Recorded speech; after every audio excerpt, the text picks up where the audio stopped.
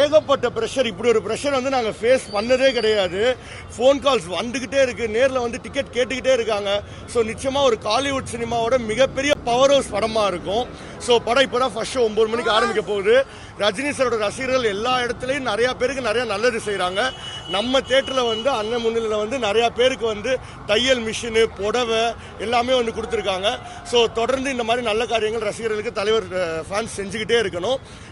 நிச்சயமாக வந்து 1000 கோடி வருமாங்கிறது வந்து எல்லாரோட கேள்வியாக இருக்குது. படத்தோட ப்ரெஷர் ரிலீஸ் முன்னாடி வரைக்கும் எக்கச்சக்கமாக இருக்குது. இது வரைக்கும் இந்த வருஷத்தில் நாங்கள் வந்து குட் பேட் அக்லிக்கு அப்புறம் இந்த படத்துக்கு வந்து ப்ரெஷர் வந்து அந்த அளவுக்கு இருக்குது. ஸோ நிச்சயமாக இந்த படம் வந்து தமிழ் சினிமாவோட முதல் 1000 கோடி படம் கூலியாக இருக்கணும்னு எங்கள் எல்லாரோட ஆசை, வேண்டுதல். நிச்சயமாக அது நடக்கணும். அன்றும் இன்றும் என்றும் ஒரே சூப்பர் ஸ்டார்னா அது தலைவர் மட்டும்தான். நிச்சயமாக அவர் வந்து ரெக்கார்ட் மேக்கரும் அவர் தான், ரெக்கார்ட் பிரேக்கரும் அவர் தான்.